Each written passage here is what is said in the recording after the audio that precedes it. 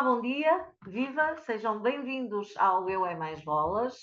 Este é o episódio número 53, numa semana marcada até por novos atos eleitorais aqui em algumas freguesias do Alto Minho, forçadas a repetir a ida às urnas em resultado de empates, por exemplo, como é o caso de Cabreiro, em Arcos de Valdevez. Entretanto, boas notícias em Monção, onde a freguesia de Riba de Moro vê o reconhecimento do seu dialeto local entrar na era da inteligência artificial. Vamos ver no que é que vai dar. Ficarão seguramente para a posteridade. Entretanto, o quase já português Halloween, porque a gente vai trazendo assim algumas coisas de fora, vai ser assinalado por aí com algumas noites assustadoras e creio que a Marta nos vai falar até de uma delas. Fiquem atentos, divirtam-se. Já agora, e se me permitem, puxar um bocadinho assim a brasa à minha sardinha, vai fazer no próximo dia 37 não, 30 de outubro, 37 anos, que em Braga, a Rádio Braga, fez uma homenagem a Orson Welles na passagem dos 50 anos da sua Guerra dos Mundos. Eu fazia parte dessa produção, dessa equipa que produziu esse programa, e vou chamá-lo porquê? Porque também por aqui, no Alto Minho, não foi só Braga, obviamente isto é tudo muito pequeno, houve muita gente a fugir para a Espanha, convencida de que os extraterrestres estavam a chegar e, portanto, havia que tentar fazer tudo para salvar a vida. Foi há 37 anos, estamos todos vivos, o que quer dizer que éramos todos ainda muito jovens e... portanto, eu aproveito este bocadinho para mandar um abraço a todos os meus colegas que estiveram nesta aventura comigo. E pronto, vamos lá agora, depois deste como é? Interregno, entre parênteses, não é? Entre parênteses, começar com os nossos temas de hoje. Vamos ter de novo a Marta von Frieden e da Iniciativa Liberal e o João Puiga do Livre para debater, e começamos já com o primeiro tema desta semana, trazido pela Marta, e que sublinha os indicadores de competitividade económica no Alto Minho. É assim, não é, Marta? Então. Exatamente. Antes de mais, olá a vocês os dois e todos aqueles que nos estão a ouvir, e dizer-vos que é sempre um gosto estar aqui convosco a partilhar sempre este bocadinho. Então, saiu o Instituto Mais Liberdade, organizou um ranking competitivo de municípios. Na realidade, isto não são só indicadores económicos, há um conjunto de outros indicadores, como a qualidade de vida, a cultura, a saúde, a educação, que entram então neste ranking, e permitiu ao Instituto Mais Liberdade entregar uma documentação que eu acredito mesmo que é muito boa, é muito positiva, para que nós possamos construir políticas em cima de dados em vez de percepções. E por isso, eu aconselho todas as pessoas que nos estão a ouvir e que se interessam por este tipo de indicadores e de se debruçarem sobre eles, porque de facto a análise que o Instituto Mais Liberdade faz é uma análise muito rica e que foi depois brilhantemente organizada de uma forma simples, de fácil leitura também, mas para que as pessoas consigam ter uma noção exata e muito real daquilo que nós estamos a lidar nos nossos municípios. Para dizer, logo numa primeira instância, foram analisados municípios com mais de 10 mil habitantes, o que quer dizer que aqui, se olharmos para o distrito do Alto Minho, há aqui 3 concelhos que não entram nestes indicadores. Mas então, indo mais a fundo aqui sobre os indicadores do Alto Minho, e eu peço-vos um bocadinho de latitude, porque de facto há muita informação e mesmo assim o que eu vos vou dar é um bocadinho de tudo aquilo, do sumo todo que lá está, mas que eu acho que vale mesmo a pena, principalmente no início em que, como estamos, ou seja, foram eleitos agora os novos órgãos para as autarquias. Isto é muito importante e eu acho que nós devíamos todos olhar muito seriamente sobre isto e por estes indicadores. Sem surpresa absolutamente nenhuma, diria eu, não há nenhum município no Alto Minho com indicadores positivos. Pronto, essa é a primeira nota que eu gostava de deixar e que me deixa triste, assim, por assim dizer, mas ao mesmo tempo segura de que aquilo tudo que nós temos dito na Iniciativa Liberal de facto se reflete aqui em dados com substância. Não estamos a falar de percepções, estamos a falar de análise muito concreta sobre esta mesma realidade. O Instituto Mais Liberdade organizou isto em 10 categorias e acrescentou depois uma 11ª. Eu vou passar a dizer quais são estas mesmas categorias. A primeira categoria são rendimentos familiares, a segunda categoria, capital humano, terceira, capital produtivo, quarta, saúde, quinta, educação, sexta, habitação, sétimo, cultura e entretenimento, oitavo, proteção e justiça, nono, serviços essenciais e ferrovia, e o décimo é fiscalidade e o endividamento autárquico. O 11º, eles introduziram esta categoria também porque, de facto, faz sentido na dinâmica competitiva dos municípios percebermos qual é a componente envolvente, e então a 11ª categoria foi a competitividade da envolvente. Como eu vos tinha dito no início, nós não temos nenhum município no Alto Minho com indicador positivo. O primeiro surge em 51º lugar e é Viana do Castelo com uma pontuação de 45,1 pontos. Okay? Nós estamos abaixo de metade da tabela da pontuação. E temos então estes indicadores. Ao nível dos rendimentos familiares, aparecemos. A tabela, depois, deixa-me só dizer-vos isto: a tabela, como é muito gráfica, ela aparece com indicadores entre do verde ao vermelho, sendo que aqui no meio aparece o verde clarinho, aparece o amarelo e aparece o laranja. Okay? Então, isto só para ser mais fácil e mais intuitivo das pessoas nos perceberem lá em casa. Rendimentos familiares, Viana do Castelo, amarelo. Capital humano, amarelo. Capital produtivo, amarelo. Saúde e educação são os únicos que se destacam a verde clarinho, ok? Habitação, amarelo. Cultura e entretenimento, laranja. Proteção e justiça, laranja. Serviços essenciais e ferrovia, amarelo. Fiscalidade e endividamento, laranja. Componente de envolvente, laranja. Isto é tudo, isto é muito mau. E eu, para vos dizer a verdade, na sexta-feira fizemos a tomada de posse na Assembleia Municipal, ouvi um discurso que pensava que estava, não sei, no município de Lisboa, de Oeiras, ou de Cascais, ou mesmo do Porto, porque acho que as pessoas vivem muito deslumbradas com indicadores que na realidade revelam que nós não temos nenhum tipo de competitividade, nós estamos a ficar para trás, nós estamos com indicadores que eu estou sempre a referir aqui neste podcast e na minha participação na vida política, que apresentam um contexto de interioridade e que no meio disto tudo, ou seja, nós temos rendimentos familiares que são baixíssimos comparados com outros municípios. E ainda por mais estamos a falar de uma capital de distrito que não consegue inspirar o resto do município a produzir mais, por isso este é o primeiro município que aparece.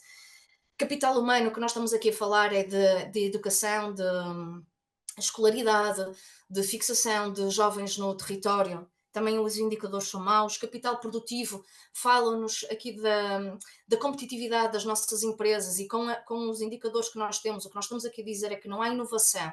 Estas empresas são todas muito pequeninas, que também não é surpresa para ninguém e que na realidade as empresas pequenas não conseguem também pagar melhores salários, porque elas têm normalmente menos de 10 colaboradores e posso-vos dizer que a maioria delas são mesmo, porque é aquilo que nós muitas vezes não conseguimos perceber rapidamente, mas quando nós falamos de tecido empresarial aqui no Alto Minho, nós estamos a falar muitas vezes até do comércio tradicional, de pequenos escritórios, gabinetes de arquitetura, contabilidade, que têm 3, 4 pessoas, às vezes 2 pessoas, às vezes uma empresa é constituída por uma pessoa. É este tipo de tecido empresarial que nós temos.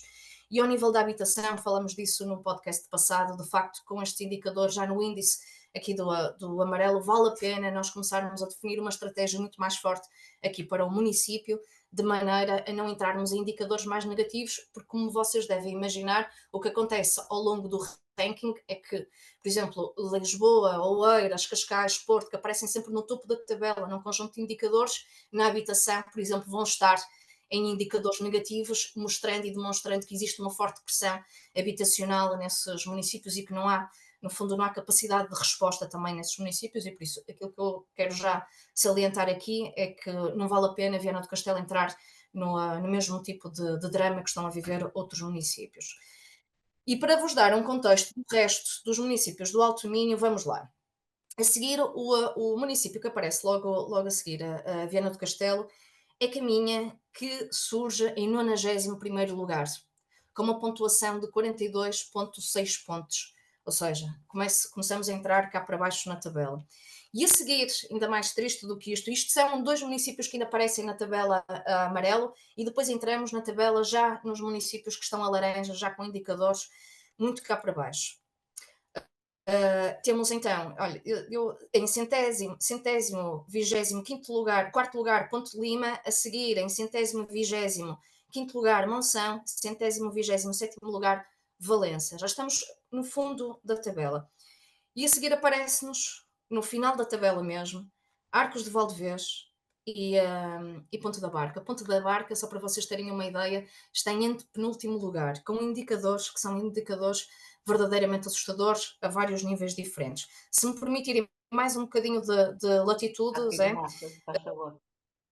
sim, se me permitir só mais um bocadinho, só para entrando em alguns, porque depois o estudo ainda conseguiu apontar em cada uma destas categorias que eu assinalei os 10 melhores municípios e os 10 piores municípios. Nós temos na maioria deles, com exceção aqui de uma situação que eu também gostava de referir, na maioria deles nós temos dois municípios do Alto Minho nos piores lugares. E começamos nos rendimentos familiares. Nos rendimentos familiares, Arcos de Valdevez e Ponte da Barca aparecem nos 10 piores lugares da tabela. O que demonstra de facto a pobreza, e eu sei que o João a seguir também vai falar sobre isso, o que demonstra de facto a situação, eu vou dizer calamitosa mesmo, que esta população enfrenta, e espero bem que estes novos executivos consigam dar uma resposta muito diferente a estas populações, porque elas merecem, porque estão condenadas, isto é muito mau mesmo. João, Bem, vamos continuar. Capital produtivo, nos últimos 10 lugares da tabela aparece Ponte da Barca, obviamente não tem capital produtivo nenhum, porque provavelmente não tenha também grandes empresas qualificadas. Isto mostra inclusivamente que não existe inovação, não existe diversidade neste tecido empresarial, e onde não existe diversidade nem inovação, também não é possível nós termos um capital produtivo com qualidade. Ao nível da saúde, Valença aparece nos últimos lugares da tabela com pontuação zero. Ok? Pontuação zero. Isto quer dizer que, em termos nos índices, a saúde é avaliada com indicadores que é o número de camas nos hospitais públicos, farmácias ambulantes, acesso a tratamentos, acesso a diagnóstico. Valença tem pontuação zero. Ok? O que de facto também é assustador a este nível. Uma nota positiva na educação para Ponte Lima, que aparece nos 10 melhores lugares da tabela no acesso à educação, o que nos deixa felizes, obviamente.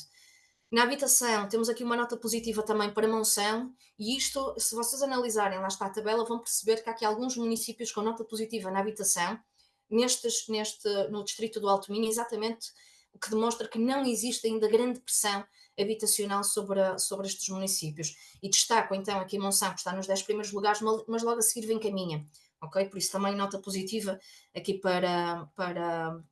nesta área da habitação. para Cultura e acabar, Márcia, entretenimento. se faz favor. Para acabar, nota negativa, cultura e entretenimento para Ponte da Barca, que também não tenha grande acesso à cultura, ou seja, não se levam lá grandes espetáculos, embora exista uma forte cultura depois orgânica que acontece nas ruas, e provavelmente é resposta dos próprios cidadãos a esta incapacidade de resposta autárquica, por assim dizer. Serviços essenciais e ferrovia, também temos aqui, municípios com indicadores positivos, nomeadamente Caminha, que provavelmente tem a ver, quando falamos aqui em serviços essenciais, é acesso a bancos, caixas automáticas, caixas multibanco, e quem conhece Caminha, por exemplo, tem uma série delas, e tem aqui nota positiva. Endividamento e fiscalidade, neste indicador negativo surge novamente Caminha. Só mesmo para concluir, já falamos sobre todos os indicadores em que aparecemos no topo da tabela e no final da tabela. Isto vale a pena, este documento vale a pena olhar, debruçarmos com muita atenção e centrarmos as nossas políticas públicas naquilo que são a análise destes dados, são dados concretos que merecem ser olhados para conseguirmos ter uma resposta eficaz, em vez de estarmos sempre a falar de percepções, de fazermos política com dados e com substância. Muito bem. Daqui a pouco, meus amigos, se continuam assim, não há eu é mais bolas. João, estes números, não é? São assustadores, mas nada surpreendentes. Olá a todos, nos tinham cumprimentado e bem-vindos mais uma vez a um episódio. Queria, antes de mais, fazer dois pequenos à partes, que sinto que são um bocadinho importantes e relevantes de fazer também. Nesta semana perdemos Francisco Pinto Balsemão, ativista na luta pela liberdade, lutou pela liberdade de imprensa, ainda durante a ditadura. mostrando o início de uma carreira de coragem e civismo. Contribuiu na construção da nossa democracia, iniciou a aproximação de Portugal à União Europeia, abrindo o país até ao exterior. Um agente contra a desinformação e a polarização, criou o Expresso, a SIC, contribuiu para o debate público, para a disseminação de informação e para a pluralidade de ideias. Um real social-democrata, com valores como a justiça social, o combate à desigualdade por meio de políticas públicas, na educação, na saúde e na habitação, e à família, aos amigos, as mais sinceras condolências da equipa, acredito também do Eu é Mais Bolas e do livro. Esta semana, por um lado positivo, também queria deixar um reforço pelo desporto do Alto Minho, em que o vienense Yuri Leitão conquistou na passada quinta uma medalha de bronze no Mundial de Ciclismo de Pistas e a Marta Passo conquistou o segundo lugar no Campeonato Europeu de Parasurfing e também o Ricardo Pedra, do atleta olímpico vienense, que venceu no domingo 19 de outubro a terceira edição da Corrida da Ponta aqui em Viana. É só para Está só deixar feito? estes pequenos à parte. Está Está feito. feito. Já agora, deixem-me dizer que perdemos também uma grande figura da nossa cultura, da nossa política, do nosso país, que foi Laborinho Lúcio. Uhum. Era um amigo meu, era um amigo pessoal, chegamos a fazer um trabalho que está por aí editado, A Justiça e os Justos, juntos, um, e era sem dúvida um dos melhores, se não o melhor. Perdemos-lo assim também de uma forma sem contar, embora já tivesse 83 anos, mas sem dúvida uma das figuras de maior destaque da nossa democracia. Continuemos, João. Então, assistimos já à Eurovisão da Iniciativa Liberal, aqui a distribuir dados pelo 10 pontos para, menos 10 pontos para. O Mais Liberdade é um site de políticas liberais e que mostra com dados formas até próprias para espalhar a sua política. Eu senti um bocado aqui uma certa desumanização das pessoas, transformando-as quase em base de dados, não tendo em conta a desigualdade social. Um estudo deste é injusto para lugares como Alto Minho, com a população mais envelhecida, menos base de empresas e mais rural, tornando alguns valores, que não me parecem de todo realistas numa avaliação justa. Para não falar que não apresenta soluções, como querem melhorar os rendimentos familiares quando somos o país que mais horas trabalha e menos recebe na União Europeia, como é que querem comparar a produtividade entre Ponta Barca e Lisboa, quando os recursos e economias são completamente diferentes, o acesso à saúde quando defendem a privatização e não o acesso público para todos e de mais proximidade, a habitação quando a iniciativa liberal preferem não intervenção do Estado quando precisamos de mais habitação pública e como valoriza a cultura quando acredita que só é quando a economia prosperar as pessoas irão fazer a cultura, onde estão os apoios às associações, aos museus e à cultura local. Como querem melhorar os serviços essenciais, serão os privados ou serão manipulados por interesses de capital? Foi tudo que mostrou um bocadinho esta Eurovisão da iniciativa liberal. Muito bem. Vocês vão ter tempo para discutir, mas não vai ser desta vez, está bem? Está bem? Pronto. Sim, é absoluta bem, confundir o Instituto Mais Liberdade com a A Iniciativa Marta, Liberal é de um grau de a desonestidade que só Marta queria. é para fazer este serviço aqui, mas pronto, tudo Pensei bem. que nós precisávamos Aceitamos. de outro episódio para vocês dirimirem todas essas diferenças, o que é interessantíssimo, sem dúvida, mas pronto, não vai ser desta. Quem sabe até não combinamos e fazemos isso mesmo, um episódio para, para discutir todos esses pontos. Entretanto, para hoje também e para o debate, o João traz-nos algo que tem sido notícia, ou já é notícia há muitos anos aqui no Alto Minho, esta ligação que nós temos aos amigos, amigos para alguns, aos menos amigos para outros, pelo menos aos vizinhos espanhóis. E Valença Tui, ali tão perto, nem sempre, apesar de tudo, vem com facilidade esta passagem para o outro lado, não é assim, João? Uhum. Ora bem, isto começou com um casal amigo meu que até vivem em Barcelos, que decidiram visitar Vigo e disseram vamos de comboio, o que logicamente faz algum sentido, mas chegaram a Valência e ficaram na estação. Inclusive na estação disseram-lhes que a única forma era passar a ponte e através de um táxi chegar a Tui, se não me engano, e a partir daí seguir viagem com a Renfe. Ou seja, a única forma de comboio atravessar atualmente, e isto era algo que não sinto que seja uma informação que toda a gente possa vir a conhecer, só quem precisava do serviço, a única forma de atravessar atualmente é com o comboio Celta. O comboio Celta só faz duas travessias do outro lado de Espanha, duas vezes de Portugal-Espanha e outras duas de Espanha-Portugal. Desde o início do comboio Celta, que começou a 2 de julho de 2013, já foi reduzida uma dessas travessias em cada sentido. Houve problemas com maquinistas entre o serviço da CP e da Renfe. tendo de trocar de maquinista em Viana do Castelo, houve falta de maquinista de Espanha e foi substituído por um serviço de autocarro. Foi feito obras para transição elétrica e mesmo assim o Celta é um comboio de 40 a 45 anos a gasóleo, que quando já podia ter um comboio muito melhor que já tem as condições para isso. Há ainda relatos de dificuldade de acesso aos bilhetes. Sinto que eles, a maior parte eles já foram resolvidos tanto da parte da CP como da Renfe, mas chegou a haver situações em que só era possível pedir online e não havia tradução de língua, havia ainda algumas dificuldades. Este serviço é completamente importante tanto para a Galiza, para o Alto Minho, como para o Norte de Portugal, que é o que liga os três espaços. E em que sentido? Este serviço será importante para um serviço de proximidade, com potencial para melhorar a economia local, relações empresariais e até relação com portos de mar. A Câmara de Valença assinala também a importância deste comboio para os peregrinos dos Caminhos de Santiago, que eles recorrem, que é uma vertente de turismo religioso e muito importante para Valença, que tem cerca de 100.000 travessias por ano, se não me engano, de peregrinos, o que pode não parecer, mas é muito importante para a sua própria economia local. E não foi neste sentido que se imaginou o futuro da mobilidade ao domingo, já tem vindo a ser um tema de discussão aqui no podcast, e isto é uma mobilidade que não corresponde nem às necessidades da população, nem é uma mobilidade muito envelhecida e uma mobilidade quase esquecida. No livro, imaginamos uma área metropolitana com potencial de ligar todas as capitais do concelho através da linha ferroviária, voltar até a linha ferroviária à Monção e ainda chegar a todos como Melgaço, Ponte de Paredes de Coura, Arcos de Albias, Ponta Barca e Ponte de Lima. A igualdade entre a população e o seu desenvolvimento está também ligada a todos terem os mesmos acessos. Tornar o Alto Minho direcionado para o futuro e melhorar a nossa relação com a Galiza e corresponder ao nosso poder potencial. Já há um projeto de alta velocidade Porto, Braga, Ponte Lima, Valença, Vigo, em 50 minutos, que é uma grande redução de tempo, que nós atualmente é 2 horas e 15 minutos, a viagem Porto-Vigo. Um projeto que se for concretizado, só será terminado em 2032. Um projeto com bastante potencial, mas que não chega para todas as necessidades. Muito bem. Marta, vamos a pé para o outro lado? Vamos a pé para o outro lado, mas dizer-vos só rapidamente que é mesmo, tem a ver exatamente com este tipo de políticas em querer tudo o público que faz com que este serviço neste momento não esteja a ser prestado. E por isso o João deve gostar exatamente da degradação dos serviços a este nível, ao ponto de depois ter amigos e não só amigos, não é? Que não conseguem fazer esta travessia. Mas vamos lá então, novamente com dados, porque o João penso que não conseguiu trazer com substância e com realidade o que é que está aqui a acontecer. O que está a acontecer é que a CP tinha alugado e contratualizado um conjunto de locomotivas a diesel para poder fazer um conjunto de trajetos, nomeadamente os trajetos internacionais. Porquê?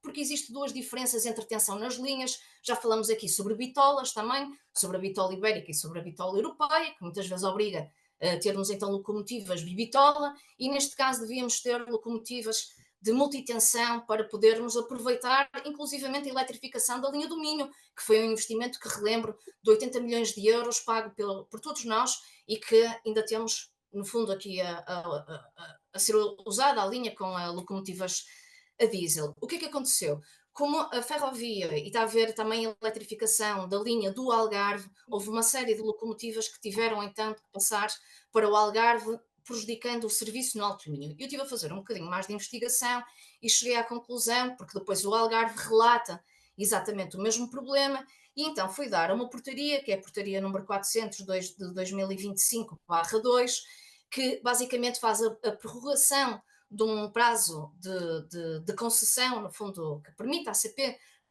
alugar mais locomotivas, ou pelo menos durante mais algum tempo, mas de facto o contrato estava a terminar em 2025. E houve inclusivamente uma perda de locomotivas a diesel, ou seja, houve uma série delas que foram entregues à Renfe, e a Renfe irá fazer com elas aquilo, obviamente, aquilo que entender.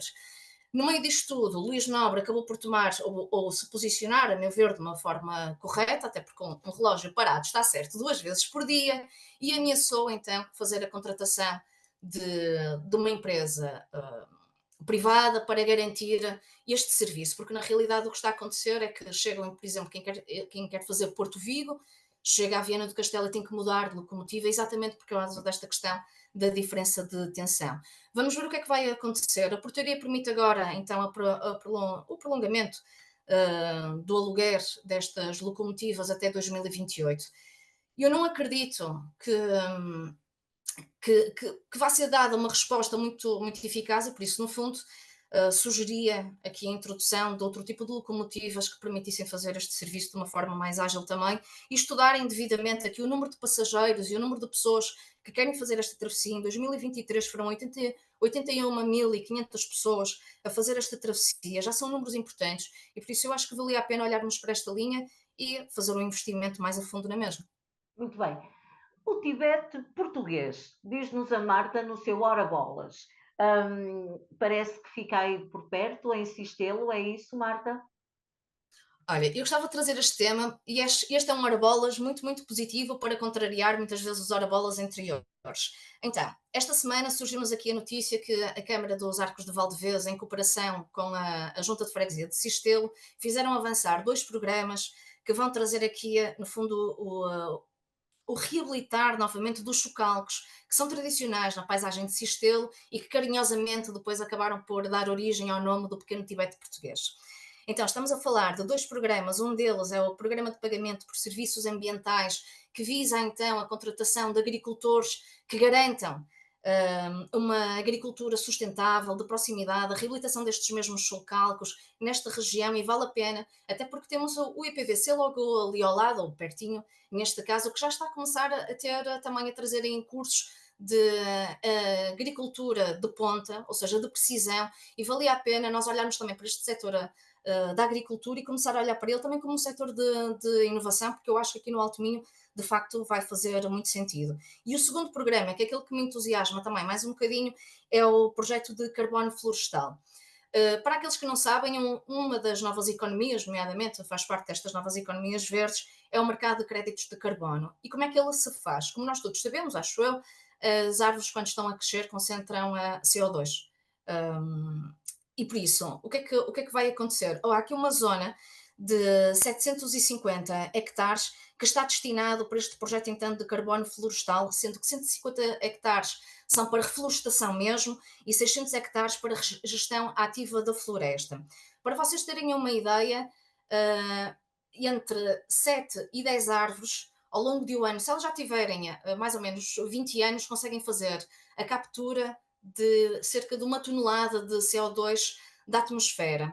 1 tonelada de CO2 na atmosfera, neste momento, no mercado regulado da União Europeia, representa 57 euros por tonelada sequestrada. Por isso, vocês conseguem imaginar a economia positiva que nós podemos ter aqui, ao mesmo tempo que preservamos a floresta, que fazemos aqui a introdução de espécies que são espécies aqui da região e que nos vai permitir ter uma gestão ativa deste mesmo território, evitando então a vulnerabilidade que ele tem ao fogo e aos incêndios. Numa nota só final, porque não deveríamos ficar só por aqui. É importante depois trazer também outro tipo de indústrias que consigam pegar, porque eventualmente estas árvores vão ter que ser abatidas, uma parte delas, porque as árvores consomem mais CO2 à medida que estão a crescer, por isso fazer uma gestão ativa da floresta é permitir também o seu abate controlado e por isso gostava muito que a seguir nós tivéssemos uma economia que também valorizasse árvores que estão dentro deste mesmo parque.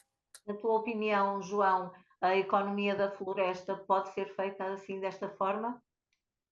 É um belo início, sem sombra de dúvida.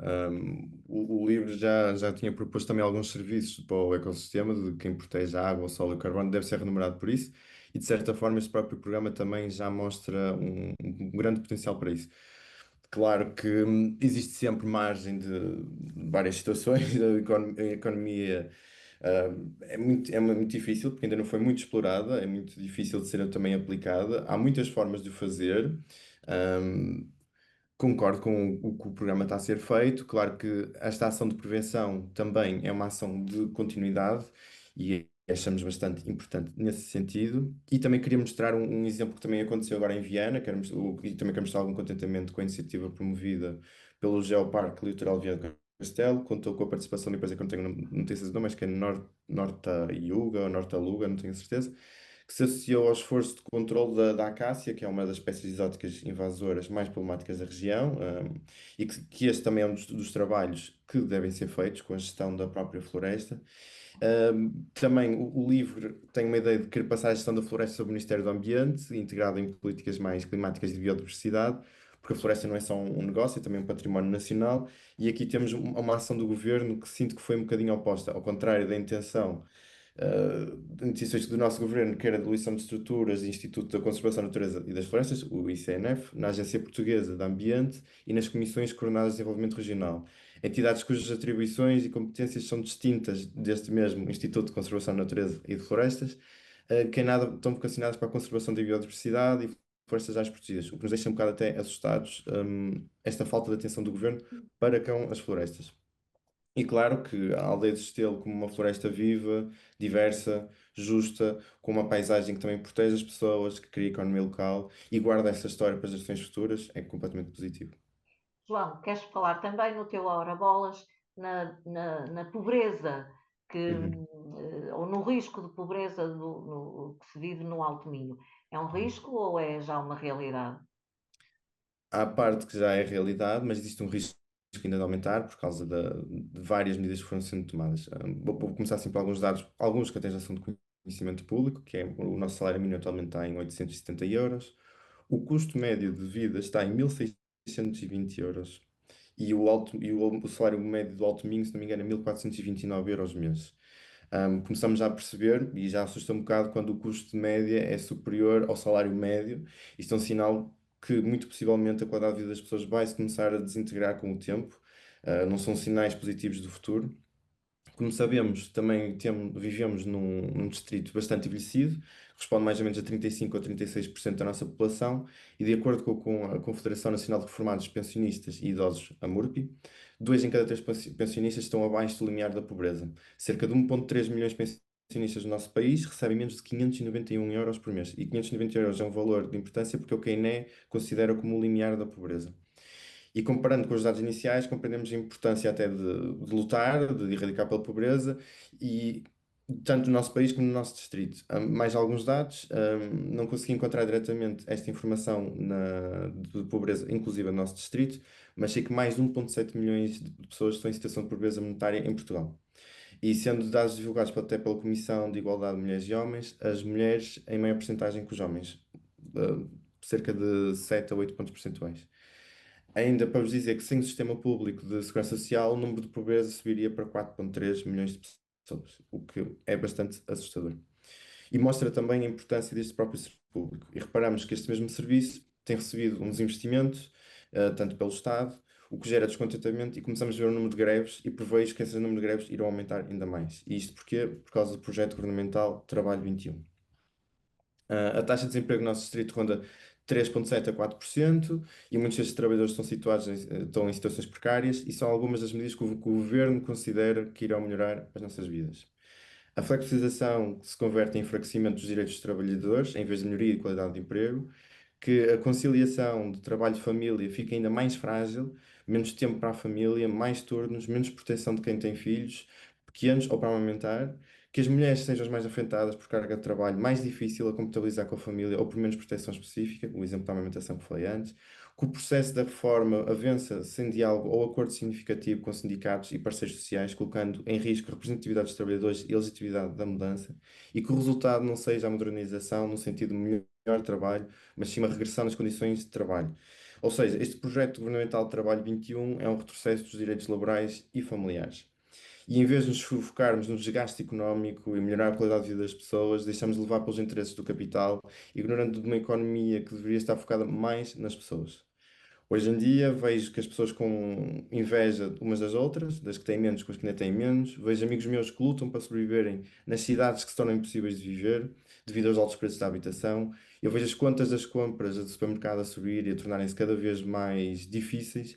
Eu vejo a atividade laboral cada vez a exigir mais às pessoas, completamente em burnout e sem tempo, com a ganharem pouco e sem tempo nenhum. Eu vejo ordenados a recibos verdes que recebem ainda menos que o ordenado mínimo. Eu vejo as pessoas frustradas com a impotência da mudança. Eu vejo jovens tristes por não poderem sair de casa dos pais, e vejo pensionistas que com vergonha escondem as más condições de vida que têm e que tanto trabalham para nós, e precisamos que agora nós também trabalhássemos para eles. É necessário termos atenção ao que se passa à nossa volta, é necessário lutarmos por uma vida melhor, e é necessário responsabilizar o governo e forças políticas que não ajudem a este tema, e considerar a pobreza e o risco de aumento da pobreza como uma luta e uma prioridade. Muito bem, Marta, depois dos números que nos trouxeste no início deste episódio, nada disto é surpreendente.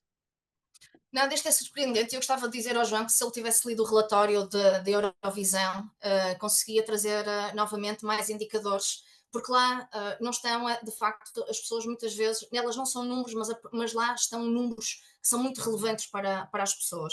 E por isso, sobre indicadores de pobreza, vamos lá. Viana do Castelo, salário mínimo média mensal, 1.341 euros, temos 25,5% da população com rendimentos abaixo dos 10 mil euros anuais. Caminha, 1.070 euros, média mensal, 31% da população abaixo dos 10 mil euros anuais. Ponte Lima, 1.148 euros, média mensal, 29,6% da população com rendimento abaixo dos 10 mil euros anuais. Valença, 1.158 euros, o ganho médio mensal, 31,3% de pessoas que vivem com menos de 10 mil euros anuais. Monção, 1.138 euros de ganho médio mensal, 31,8% da população com rendimentos abaixo dos 10 mil euros.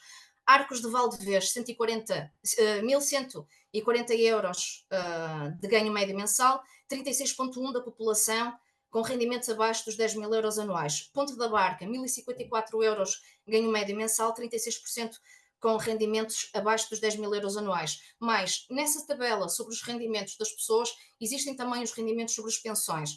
Nestes dois últimos municípios que eu falei, Arcos de Valdevez e Ponte da Barca, que de facto apresentam os piores indicadores, nós temos médias anuais de pensão que rondam os 6 mil euros. Isto quer dizer que uma parte da população está a viver com 375 euros por mês.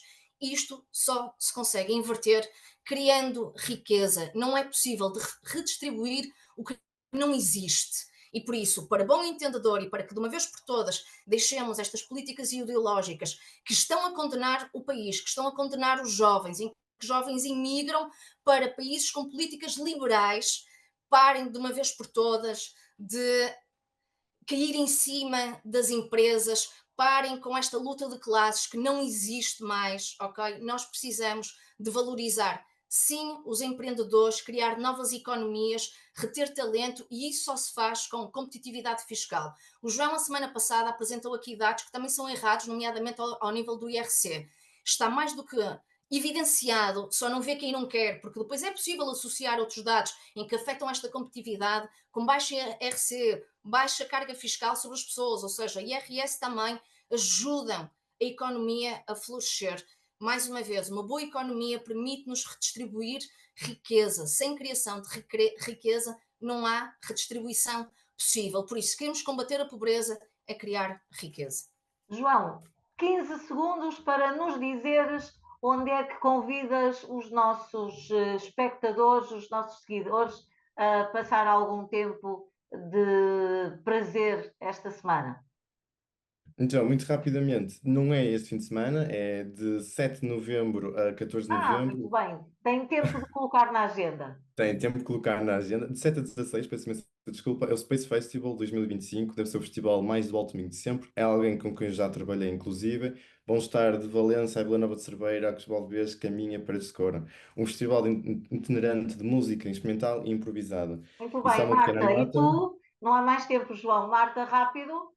E eu quero levar rapidamente as pessoas a Melgaço, Muito exatamente a bem. apostarem nestes sítios do interior, dia 31 de outubro, Noite dos Medos, que promete muitos sustos. E pronto, ficamos por aqui, não há tempo para mais. Obrigada, Marta, obrigada, João. Uma boa semana para todos. Contamos com vocês no próximo episódio do Eu é Mais Bolas. Até lá, fiquem bem.